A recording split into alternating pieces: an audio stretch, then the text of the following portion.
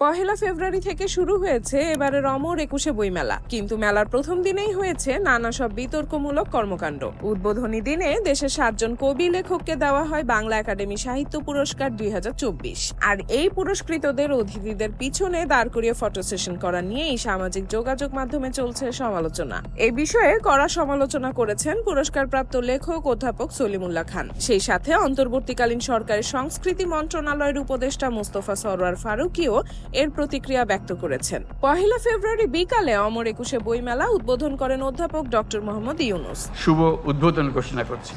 উদ্বোধনের পর বাংলা একাডেমি কর্তৃক বাংলা একাডেমি সাহিত্য পুরস্কার ২০২৪-এর আয়োজন করা হয়। আর এই অনুষ্ঠানে ৭ জন কবি লেখককে পুরস্কার তুলে দেন প্রধান উপদেষ্টা ডক্টর মোহাম্মদ ইউনুস।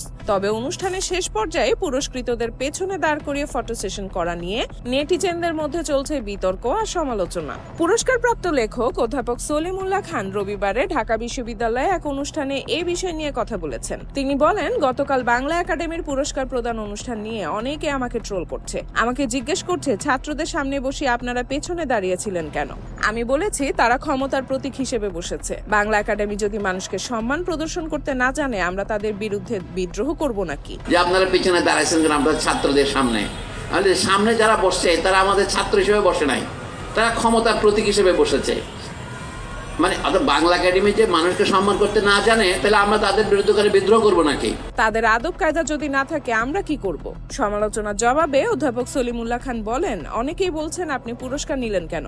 আরে পুরস্কার নেওয়ার পরেই তো এমন বেজ্জতটা করা হয়েছে। বক্তব্যের শেষে বাংলা একাডেমি নিয়ে তিনি বেশ সমালোচনা করেন। দাসত্বের অবসান করতে হবে, হয় আমরা সকলে সমান আর না হলে সবাই ভিন্ন। ২৪-এর আন্দোলনের মূল বৈশিষ্ট্য ছিল বৈষম্য বিরোধী, অথচ বৈষম্য এখানে রয়ে গেছে, এমনই বক্তব্য দেন তিনি।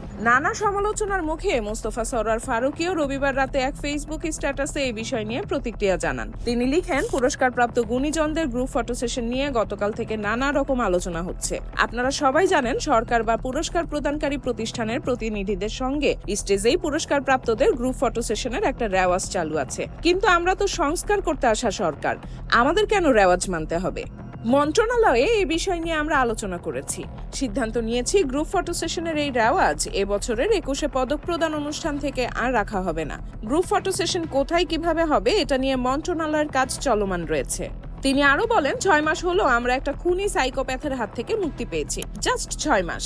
যে খুনি শত শত মানুষকে গুম করিয়েছে, হাজার হাজার বিরোধী মতের মানুষকে খুন করিয়েছে, জুলাইতে একটা নরকীয় গণহত্যা চালিয়েছে, ইলিয়াস আলীকে গুমের পর হত্যা করে তার মেয়েকে জড়িয়ে ধরে নাটক করেছে, হেলিকপ্টার থেকে গুলি করিয়ে মানুষ মেরেছে, তার সঙ্গে শিষ্টাচার, হিটলারের সঙ্গে শিষ্টাচার। Are you serious? সালাম দিয়ে বলতে হবে, প্রিয় খুনি, আপনি আমার প্রণাম গ্রহণ করুন।